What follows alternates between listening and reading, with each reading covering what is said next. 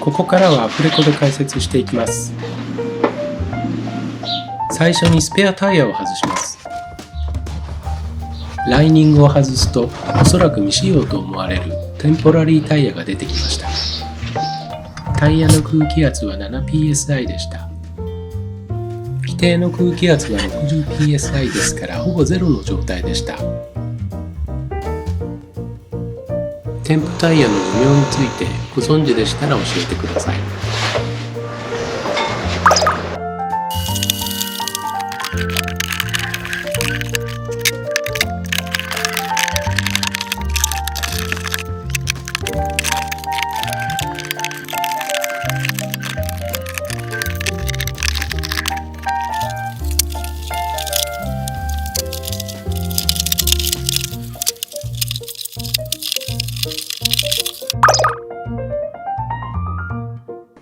フロアライニングを外すとツールボックスの下の部分に水の侵入跡が見つかりました。一体どこから侵入したのでしょうか。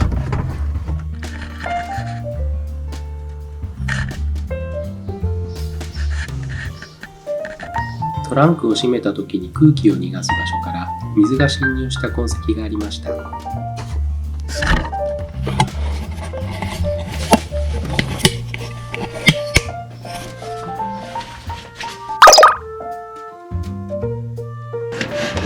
この部分に触れると少しですが湿気があることに気づきました。この上にあるウィンドシールドモールディング、それをボディに固定するトリップリテイナーグロメット。浸水はグロメットの劣化が原因かもしれません。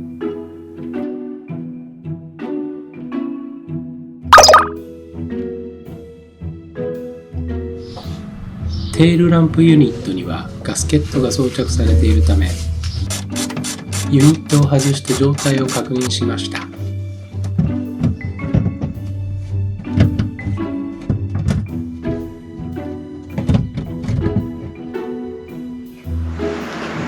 左右のガスケットはかなり痩せており、弾力もありませんでした。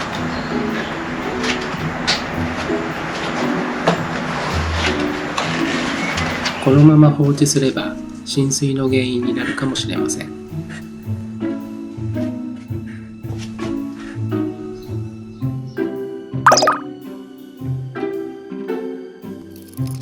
ハイマウントブレーキランプユニットを外すと、マウントを固定している5本のボルトのうち1本に錆がありました。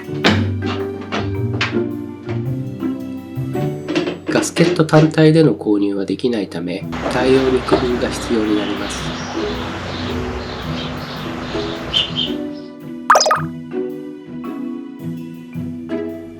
最初にバンパーの中央にある3つのクリップを外しました。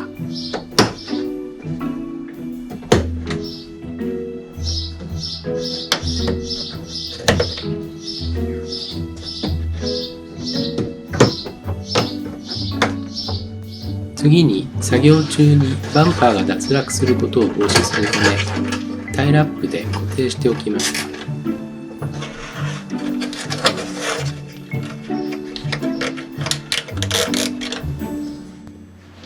バンパーの下側は2箇所で固定されていますが、右側のクリップは紛失していました。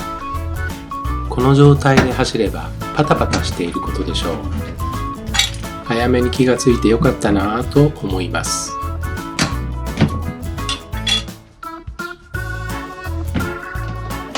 バンパーとフェンダーを固定する4つのネジを外しました。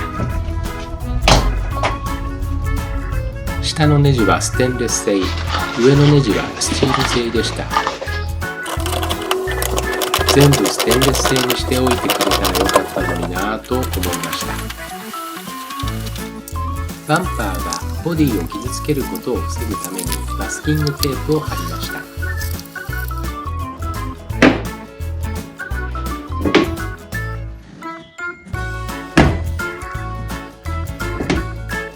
フェンダーに固定されたスペーサーからバンパーを引き抜くとバンパーが外れました。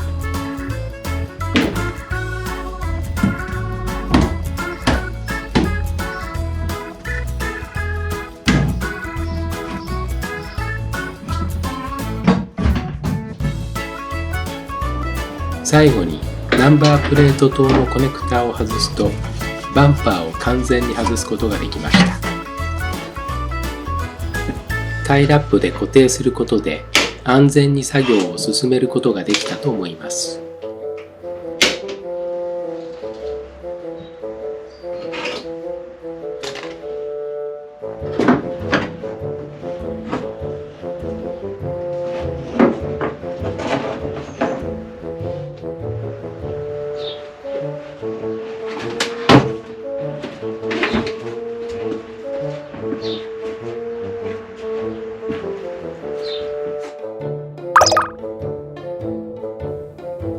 バンパーを外すと、そこにはもう一つのバンパーがありました。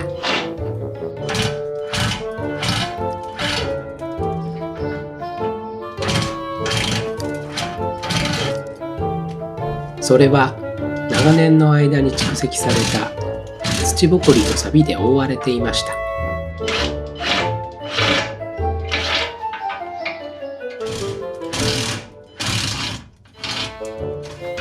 レストアと防水処理について DIY でできる方法をご存知でしたら教えてください。いやー、ひどいなこれ。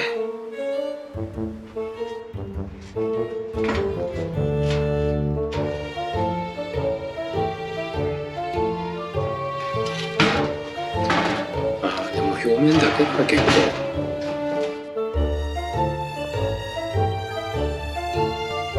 これならなんとかなるかね。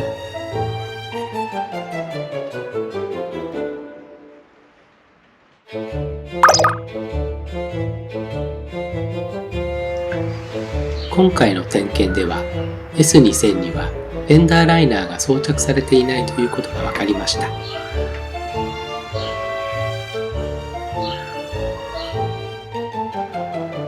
タイヤが拾う路面の石や泥水がアンダーボディに直接当たる構造であると考えられます。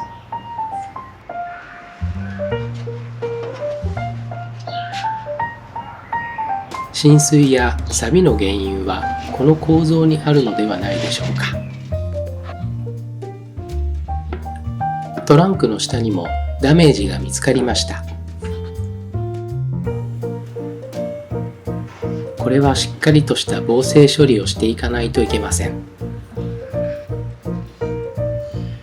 DIY で施工することができ、かつ高品質な防水処理の方法についてご存知でしたら教えてください。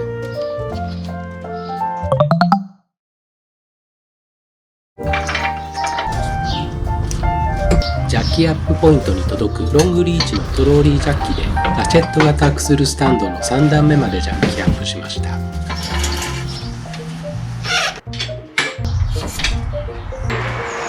マットを敷くことで狭いガレージのスペースを若干拡大しようとしています。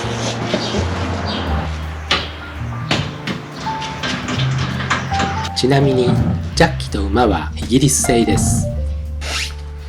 SGS エンジニアリング社の製品を利用しています。重要な道具は全て国内で調達しています。言葉、カルチャー、時間帯が同じなので何があっても問題なく解決できます。日本製も素晴らしいと思うので、おすすめ道具についての情報をぜひ教えてください。S2000 のフェンダーライナーが固定されているポイントは、クリップナットが5箇所、ステンレス製ネジが2箇所、プッシュクリップが17個、合計24箇所で固定されていました。ストレーキの固定部分を含めると26箇所、両サイド合わせると52箇所を外す作業になり、地味に時間がかかる作業になりました。リアサイドのライナーの状態はカスッカスで、裏も表も長年の汚れが蓄積していました。16年間一度も手入れされたことがないのかもしれません。ストレーキを固定するクリップナットもサビサビで、とても再利用する気になれるレベルではないですよね。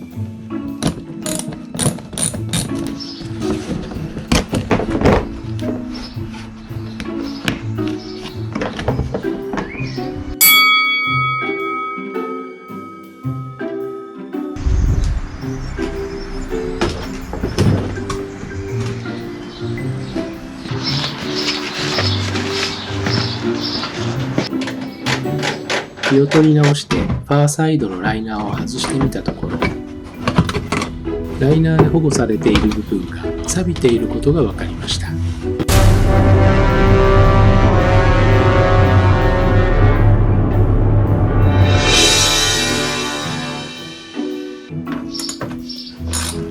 リアエンドの錆びのことを考えれば、錆自体に驚きはないのですが、どうしてあの部分だけが錆びたのでしょうか。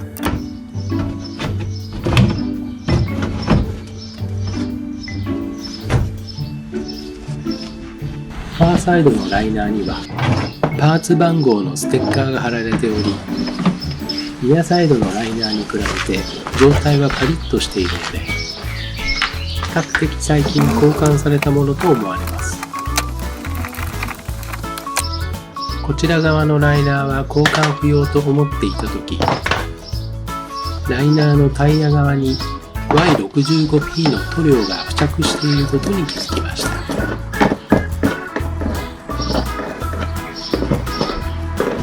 ファーサイドには隠された闇がありそうです。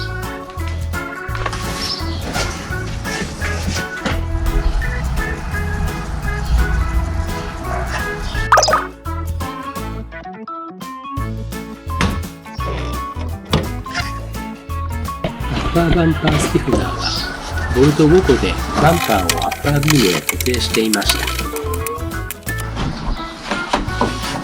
カバーシールはパサパサ、スティフナーはところどころ錆びている状態でした。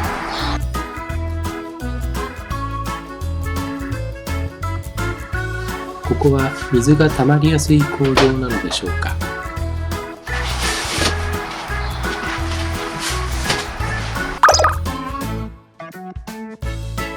フェンダーライナーとアッパースティフナーを外すと、フロントバンパーを固定しているボルトは残すところ4本になりました。バンパー両端を留めるボルトも錆びていないわけがなく、ボルトの受側のパーツもゆるゆるでした。最後のボルト2本はヘッドライトの横に隠れていました。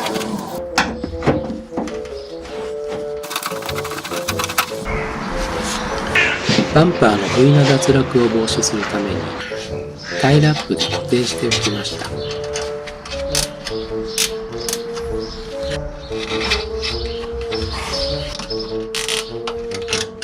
UK 仕様の S にはヘッドライトウォッシャーを装備しているため、ヘッドライトウォッシャーとウォッシャータンクをつなぐホースを外し、ボルトと使い捨て手袋でブロックしておきました。コーナーアッパービームに差し込まれている部分を引き抜くことでバンパーを外すことができました。ネジ受けナットを避けるようにバンパーの端を押し下げてから引き抜くように注意しました。今回もタイラップで固定することで安全に作業ができたと思います。バンパーの下側には縁石か何かに当てた擦り傷がありましたが、それ以外に目立った問題はなさそうです。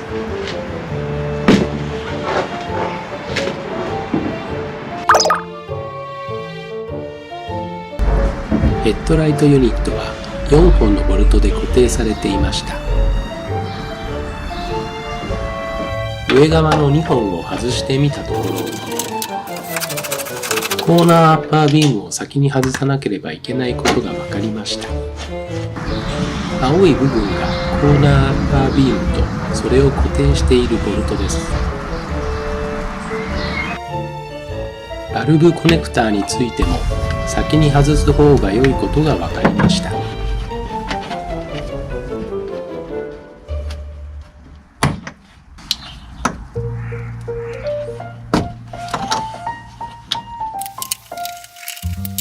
アッパーコーナービームを外すとヘッドライトユニットがフリーな状態になったので、ヘッドライトユニットをパズルのように注意して回転させることできれいに引き抜くことができました。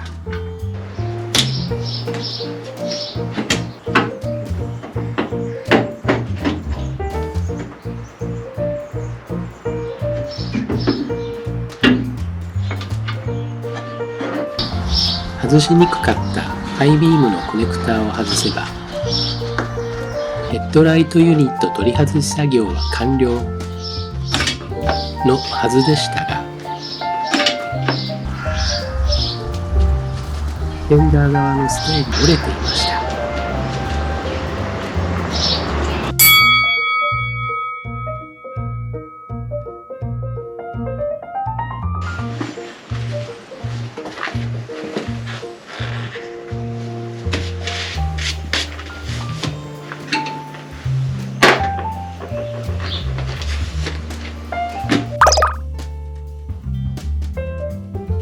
バンパーアブゾーバーを外し、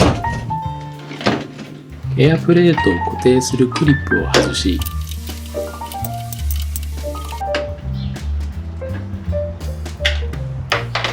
アンダーカバーを外すという地味な作業を終えると、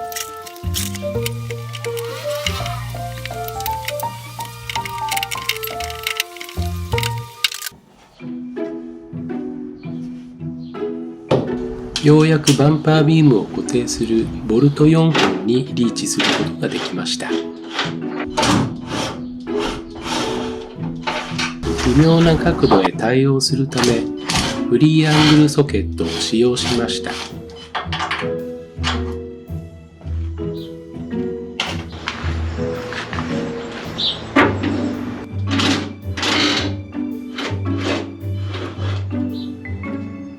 ニアサイドは固く噛んでいたため、アパーマレットで叩いて外しましたが、フ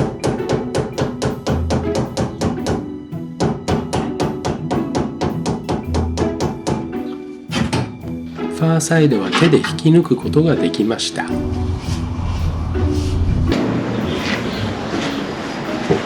ビームの両端に錆がありましたが、リアビームに比べれば良い状態でした。最後にエアプレートを外して本日の作業は完了です。今日もいろいろ見つかりましたね。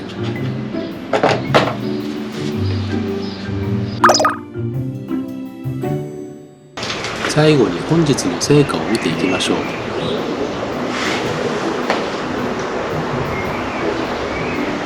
手前にある AC コンデンサーとその後ろ側にあるラジエーターですが、これはもう終わっているということでよろしいでしょうか。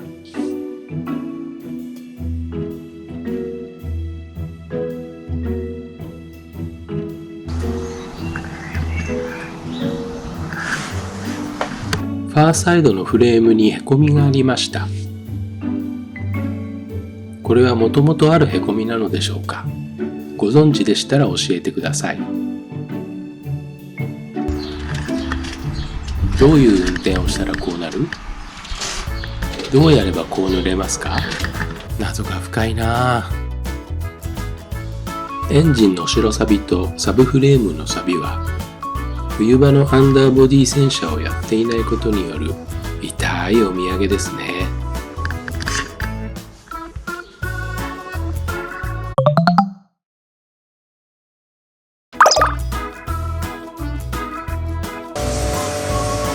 下回りをジェットウォッシュ中ですけれども、すごい汚れが出てきましたね。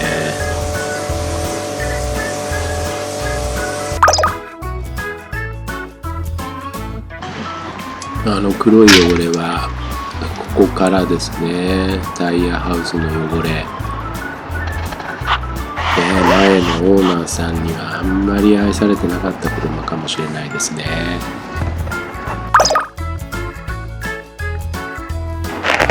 はい、これ洗った後ですけれども、下地が黒じゃないんですよね。これもともと黒なんですか？黄色なんでしょうか？オリジナルはどっちの色なんでしょうか？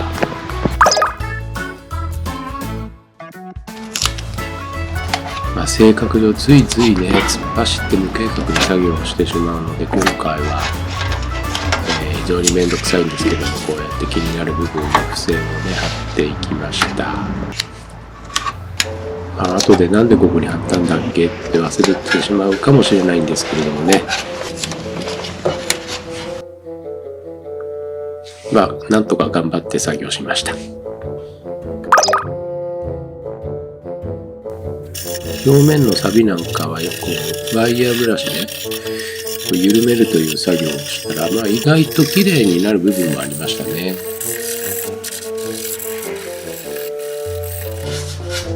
はい、意外と綺麗になりました。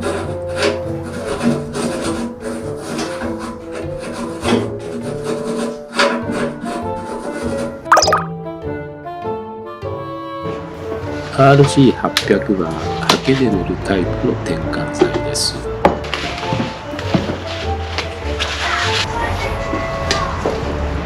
サビを鉄に転換してくれる優れものですね。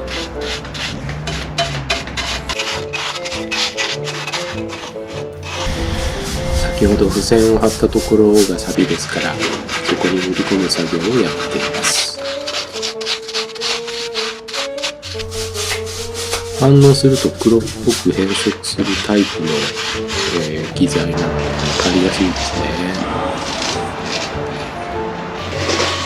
化学の世界ですから変色してないところはきっと大丈夫なんでしょう。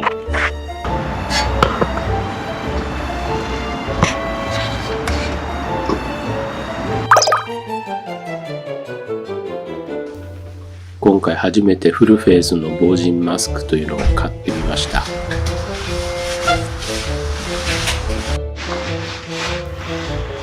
下地処理が終わったのでデニトロール4941を施工しました。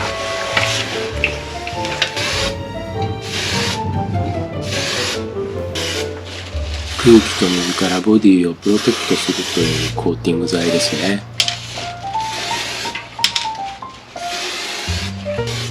だからサビが発生しないというロジックになっているらしいです。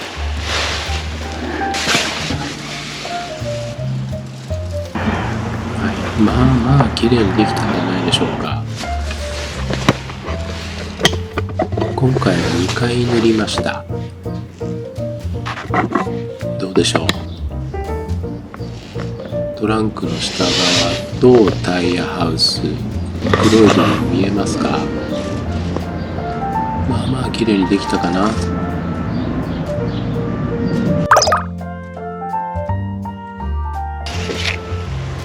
と念のために RC900 このスプレータイプのね、パネルにまんべんなくスプレーしておきました。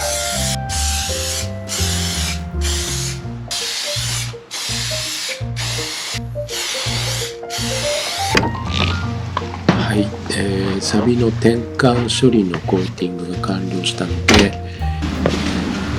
トップコートとねセットで送られてきたプライマーでパネルを塗装してあります。プライマーの後はベースカラーを1回、トップコートを1回塗ってクリアコートを2回で仕上げています。はい、これはかなり自分としては満足な出来栄えかなと思っていますが、どうでしょうか。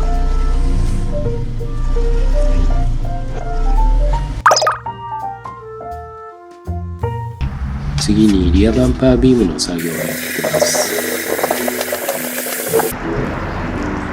塗装の剥離剤を塗って3分ぐらいでこんな感じになりました。綺麗に剥がれると気持ちよくないですか？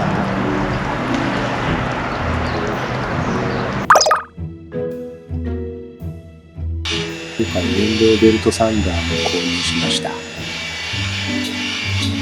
サビが盛り上がった部分を中心に削り取っています。転換剤をね使用するときはサビを残しとかないといけないので、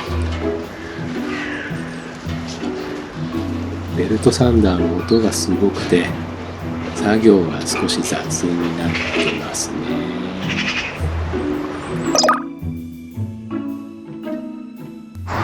バンパービームの RC800 を当てていきます。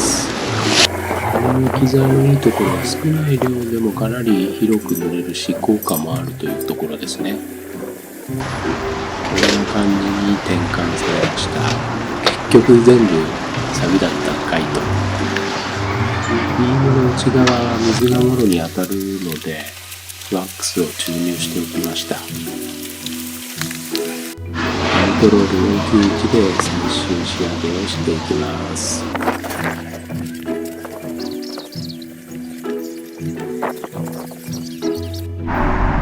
もう錆びないでほしいなと思いますね。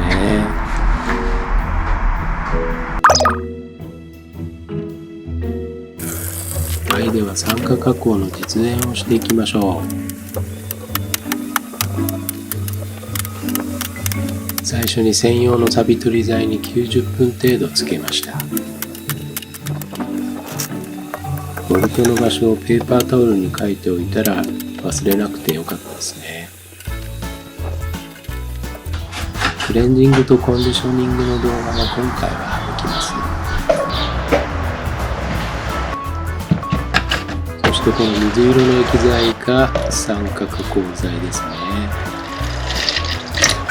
10秒から60秒ぐらいで酸化しました。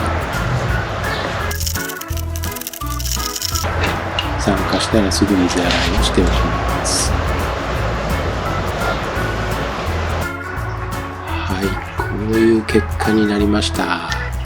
シルバーのはこれステンレスなので酸化しなかったんですけども、それ以外はそれなりに成功ですね。これがこんなになりました。これはね、なかなかやみつきになりますね。また他のボルトもやっていこうかなと、そんな気になります。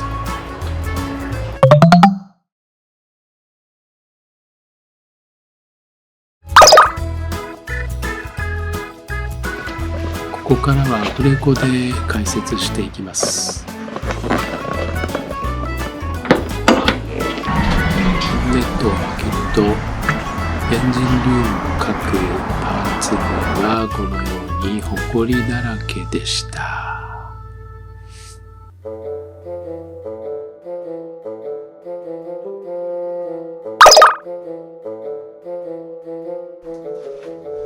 はい、ボンネットカバーっていうんでしょうか。これね、ホコリ、汚れ、パサパサ感気になりましたね。エンジンルーム内のホコリが先なのか、このカバーのホコリが先なのかよくわかりませんけれども、エンジンルームを掃除するのであればこのカバーをね、洗っておかないといけませんね。オートグリムのインテリアシャンプーを使ってやっていきますが、これなかなかね、いい香りがするんですよね。はい。低めのプレッシャーでも十分落とすことはできたと思います。あとは天日干しでしっかり乾かしておきました。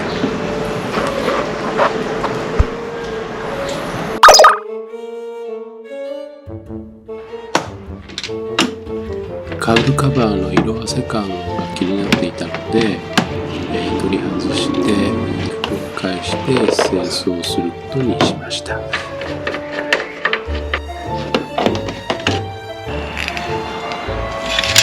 イパーの塗装のツヤもなくなっていて、ほぼマットブラックのような状態になっていたので、分解して塗り直していきました。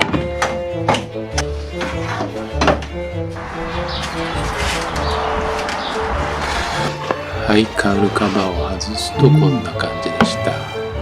ホコリ、ゴミ、苔、クモの巣、それからガスケットはもうパリパリになってポロポロになってました。パーツを外してしまえば掃除もしやすくなりますね。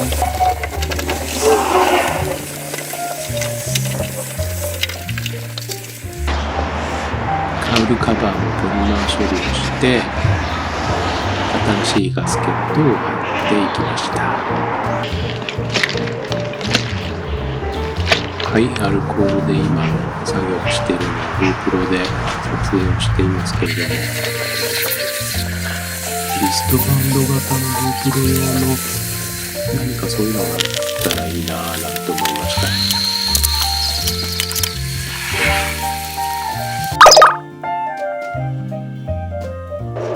テークホースやチューブ類の表面のカスカス感はポリマーで治りました。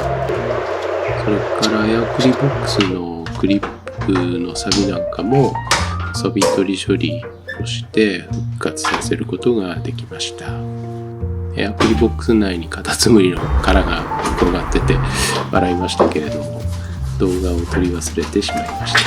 残念。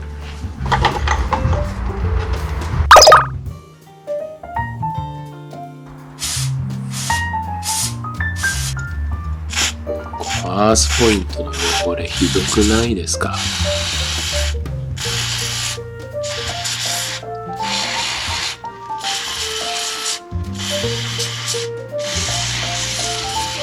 ッテリーで車の性能が変わるぐらいですから、やっぱりこういうアースポイントの汚れなんかも性能に影響するんじゃないかなと思うんですが、いかがでしょうか？ご存知でしたら教えてください。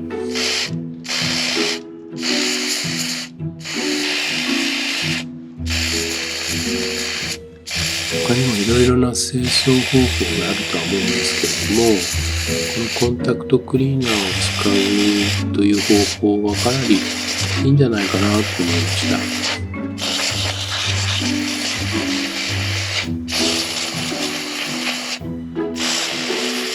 両側を清掃するのに使った分量は 500ml の缶1缶と丸々使い切った感じです。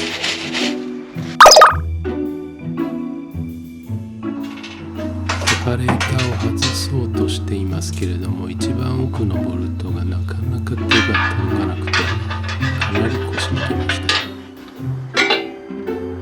た。少し錆びていたので、錆びを落として、ハイテンプ塗装で、をしています。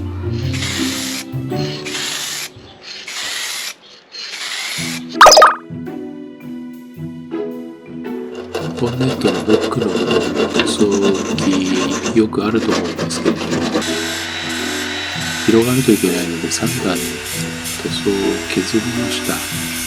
その後はプライマーで処理をしていきました。ボンネット裏とエンジンルーム内の塗装の薄み合いはスーパーレジンポリッシュで磨き上げておきました。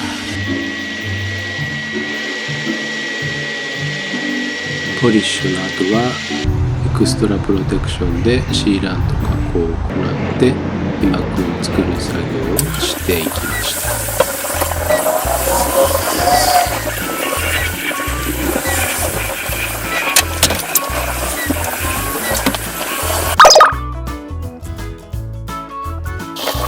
はい、ディテール清掃の最初はブラシでホコリを取る作業になりました。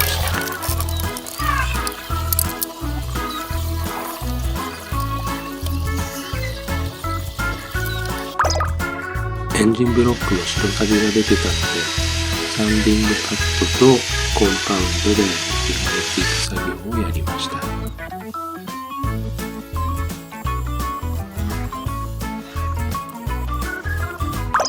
最後にポリマーでチューブ類とプラスチック類を磨き上げる作業を行いました。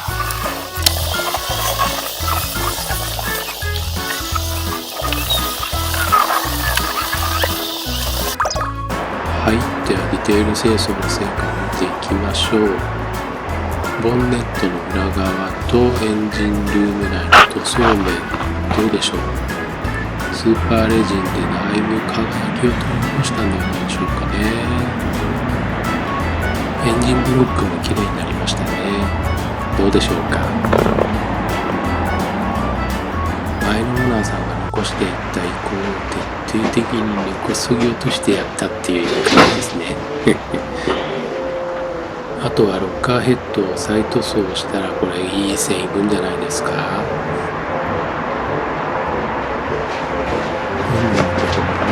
強してリフレッシュしていきたいなーなんて今思い始めています。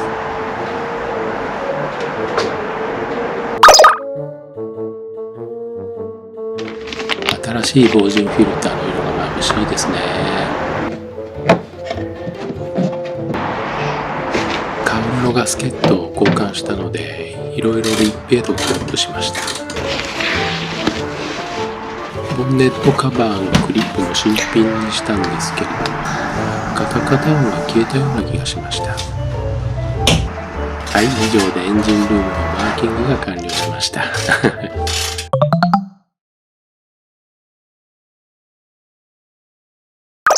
ドロッドロのクーラントを抜く。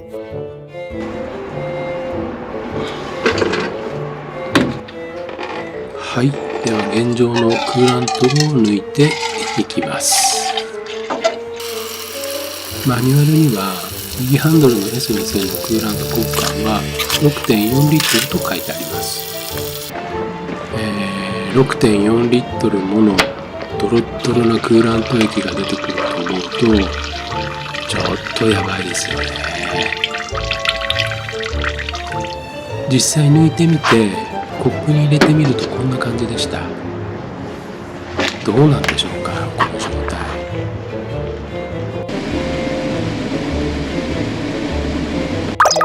水投入。サービスマニュアルに従ってブリーダーバルブを開放しておきました。次にシーリーのマニュアルに従ってクーラントフィラーキットを設置しておきました。ここまでできたら準備しておいた 6.4 リットルの水を順番に投入していきました。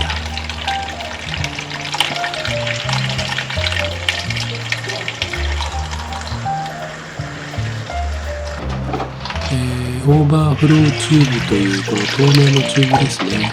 ここから水が上がってきたので、もういっぱいですよということでブリーダーバルブを閉めました。水でエンジンフラッシュ。はい、準備が整いましたので、エンジンをかけました。その時にヒーターの温度は最大、ファンも最大で回しました。そうすると水が冷却システム内を循環するので、こんな感じでエアーが出てきました。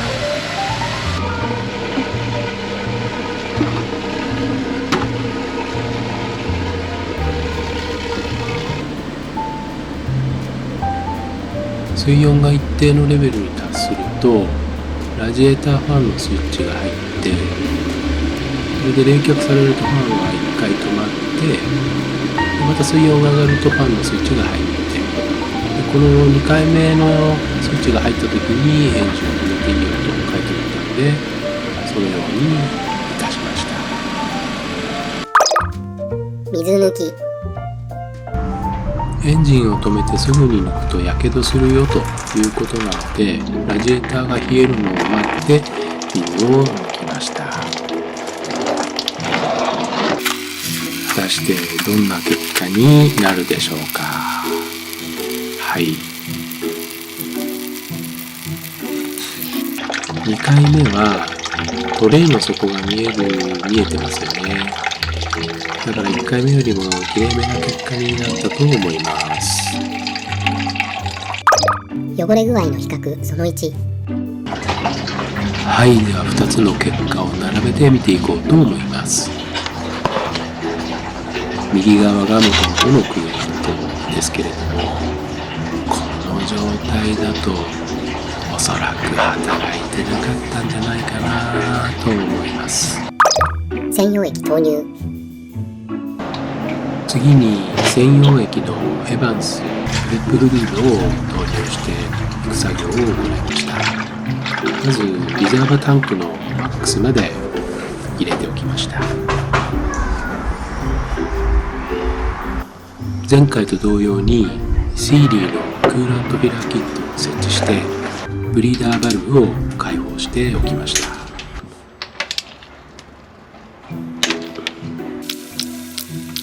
今回も 6.4 リットルを計量して準備しておきました。水を入れた時と専用液が中に入っていく速度が違うような気がします。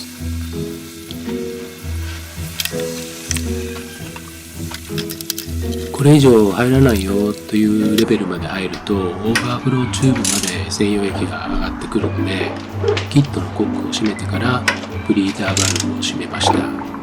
でその後に、このキットの白い器の中に、専用液と残りの分量を入れておきました。専用液でエンジンフラッシュ。エヴァンスのプレップフルードの色は透明で、粘土は水よりも粘り気があるような気がしました。準備が整ったのでヒーターを全開にしてエンジンをかけていきました。エンジンを回すとこんな感じですぐにエア抜きが始まりました。ミラーキット内の分量が減ったら減った分は専用液を補給しておきました。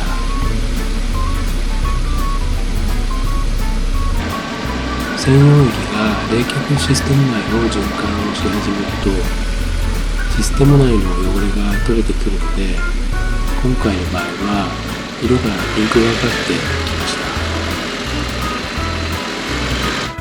た。15分経過したよ。ヒーター全開でラジエーターファンは2回キックイン済みだったのに、でも全然温風にならなかったんですよね。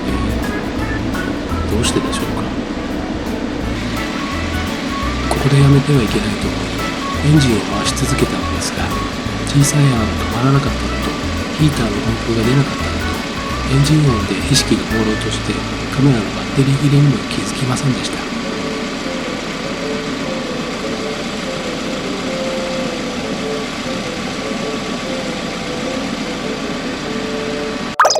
専用液を抜く。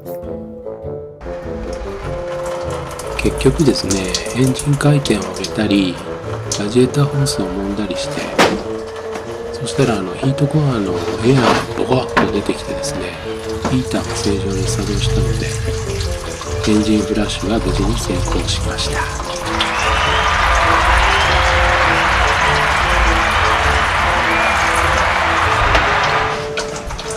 疲労困憊なのに残った力を振り絞って専用液を抜く。わら。汚れ具合の比較その2。記録では前回のクーラントの交換は5年前で、交換後の走行距離は6000マイルです。ということはクーラントの汚れはラジエーターの老朽化が主な原因かもしれないですね。どうでしょうか。まあでも今回の専用液によるエンジンフラッシュが一定の効果があっていろいろとリセットできたんじゃないかなと思います。ラジエーターホースを外す。まずエアクリボックスを外してスロットルボディを紙でガードしました。ピックツールを使ってホースの固着を取り除きました。固着が取れてホースとラジエーターの間に隙間さえできてしまえばホースが緩み始めてホースを外すことができました。同様にロアホースのホースバンドを外してピックツールで固着を取り除いていきました。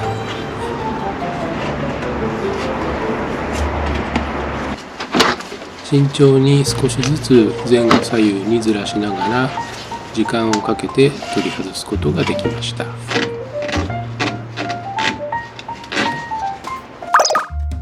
ソケット類を外す。今ニアサイドの冷却ファンのスイッチのソケットを外しています。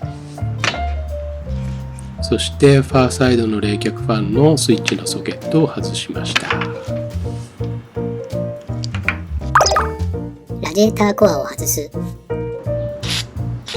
ボルトが受け側プレートに固着していたためペネトレイトスプレーで固着を緩めておきました。アッパーブラケットはアフターマーケットでかっこいいやつが買えるようなんですけれども、今回は自分でリフレッシュしていきます。2本のボルトを外したらあとはラジエーターを引き上げれば取り外し作業は完了と思っていたのですが、水温センサー外し忘れ事故。ドアホース取り付け口の横にある水温センサー用のソケットをですね、取り外し忘れていて、危うく引きちぎるところでしたね。で、ラジエーターはこんな状態で腐食がひどいので、後編で交換していきます。コンデンサーとレシーバーを外す。この後事件が発生します。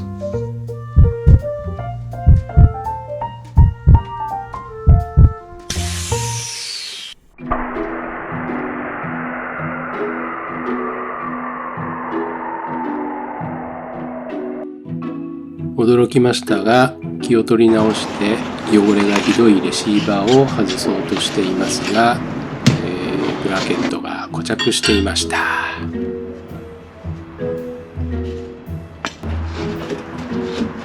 2本のボルトを外すとコンデンサーが外れましたけれども、老朽化がひどくてコンデンサーの底の部分は湾曲していました。ブラケットの方はなんとか舐めたボルトも外すことができて、無事にレシーバーを取り出すことができました。フロント周りのリフレッシュ。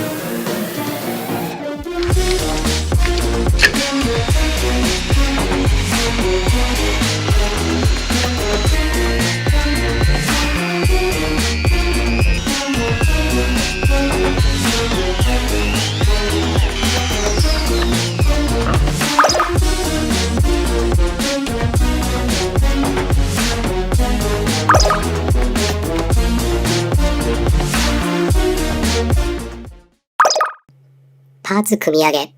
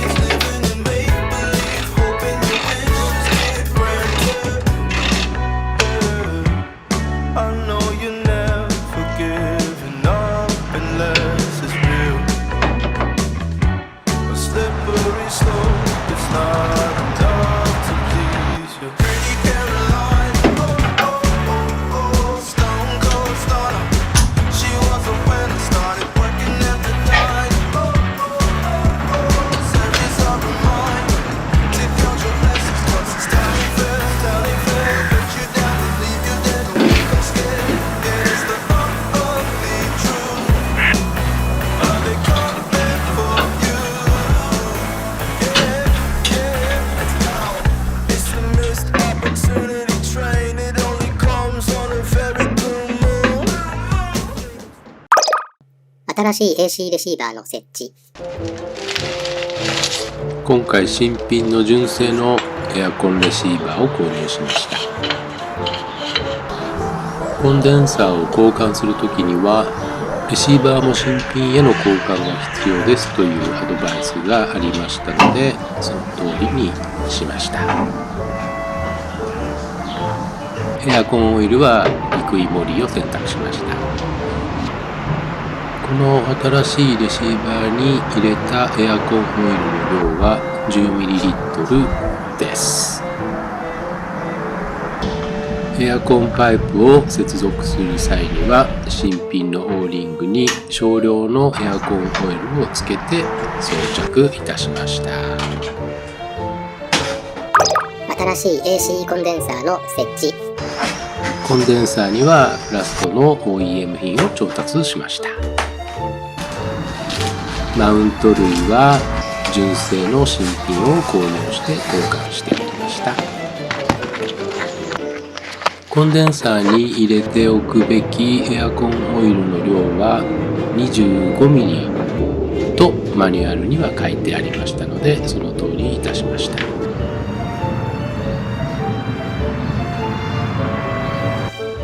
準備ができたので上下4つのマウントをブラケットへ差し込みました。続いて左右にあるエアコンパイプのオーリングを新品に交換してコンデンサーに接続いたしました。最後にブラケットを規定トルクで増し締めして装着作業が完了です。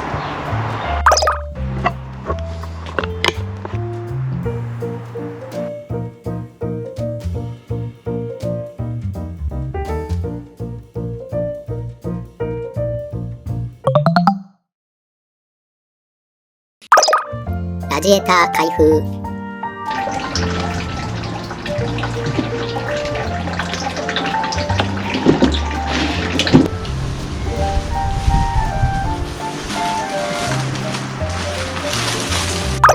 コンデンサーシュラウド移植。エアコンファンのシュラウドは分解して錆を落としてですね、再塗装をしておきました。綺麗になったシュラウドをエアコンファンユニットと合体してそれを今新しいラジエーターに移植作業をしています。なんで純正を使うかというと、スリムファンを買い忘れたというだけの理由です。ラジエーターファンソケット移植。はい、スリムファンを今開封したところですが、ケーブルにはソケットがついていないので、純正の元々のファンのソケットをこれを外して新しいスリムファンの方に移植する作業を行いました。スリムファン取り付け。はい、スリムファンの付属品ですが、クッションテープと固定用のファスナーだけというシンプルな構成になっています。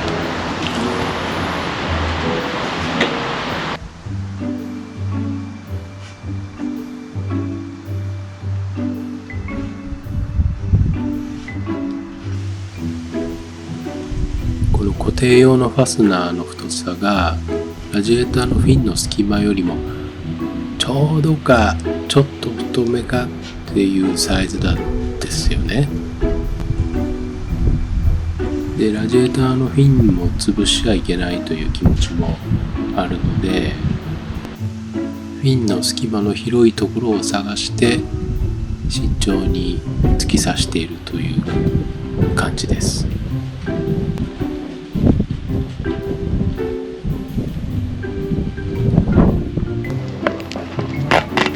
で、今度は固定用のクリップを反対側からファスナーに通す作業をやっているところです。この時はまだ仮止めぐらいでいいと思います。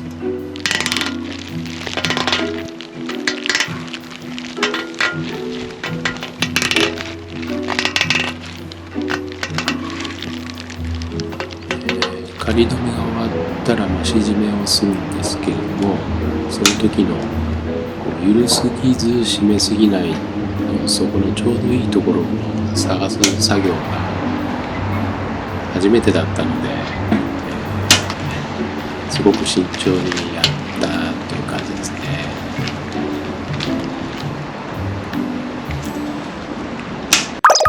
ラジエーターファンスイッチ移植。純正のファンスイッチを新しいラジエーターに移植していますけれども、この時にローリングを新品に交換しています。マグネットドレインプラグ確認。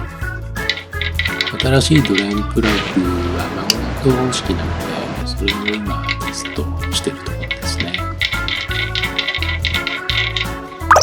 ラジエーター設置。最後にラジエーターのブラケットのクッションも新品に交換してみました。はい、これで全て準備できましたので、慎重に定位置へ収納しています。ラジエーターとフレームの間に貼るクッションテープは元々の純正のものをリフレッシュして再利用しました。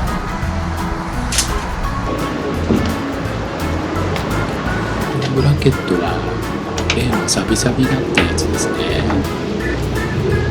統制処理をしてブラックに再塗装してみましたけど、どうでしょうか。あと2本のボルトを固定すれば固定作業は完了です。最後にソケット類3箇所ですね、接続しています。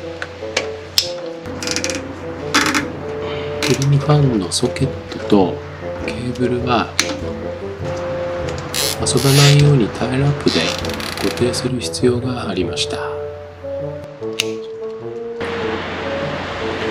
い、以上でラジエーターとスリムファンの装着作業は終わりました。この後ですね、西本のシリコンホースを取り付けていきます。純正ロアホース取り外し。まず最初にエンジン側のホースバンドを外しています。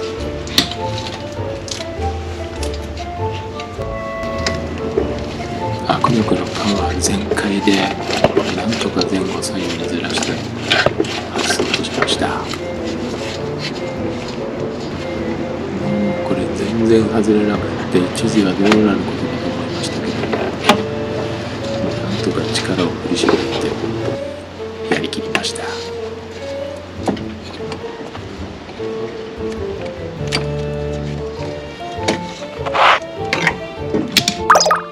西本ロアホース装着。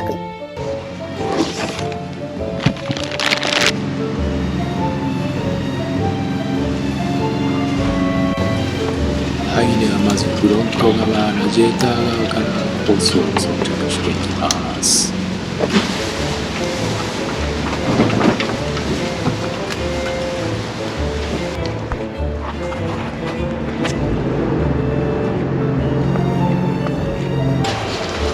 エンジン側の方には差し込む作業をしていますけれども、浮力と筋のパワー全開で押し込みました。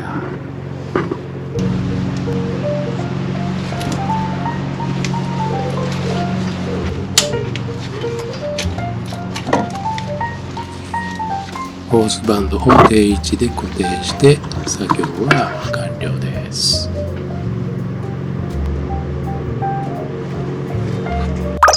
純正アッパーホース取り外し。純正アッパーホースの取り外し作業が最も苦労しました。このホースバンドを外すツールをバンドに固定するまでにすごい時間がかかりました。で、ホースバンドが外れてからホースをエンジンから外すまでがまたすごい時間がかかって、メンタルをやられてカメラをオフにしてしまったんですね。で、なんとかホースが外れたんですけれども、その瞬間の撮影ができなかったんで、これはやらせです。西本アッパーホース装着。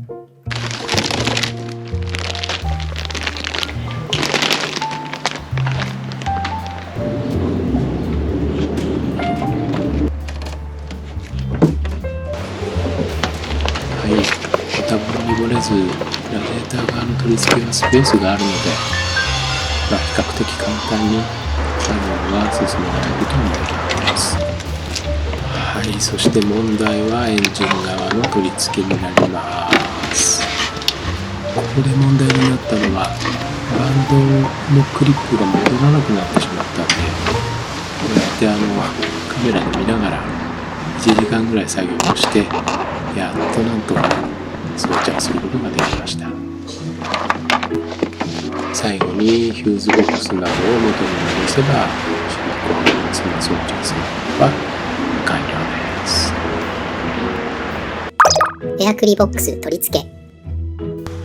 この後ラジエーターにクーラントを入れる作業をやるので、エアクリやらバッテリーやら外していたものを全て戻す作業をしています。パフォーマンスクーラント投入。はい、では新しいクーラントを入れる作業を駆け足で見ていきましょう。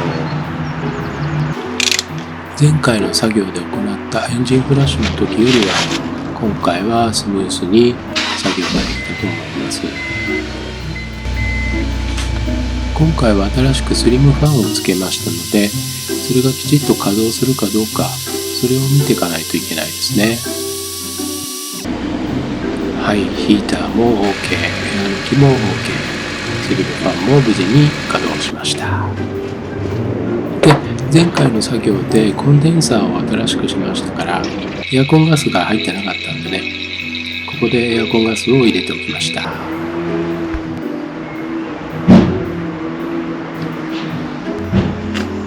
はい、先週今週と2週にわたって冷却系の整備を行ってまいりました。いかがでしたでしょうか。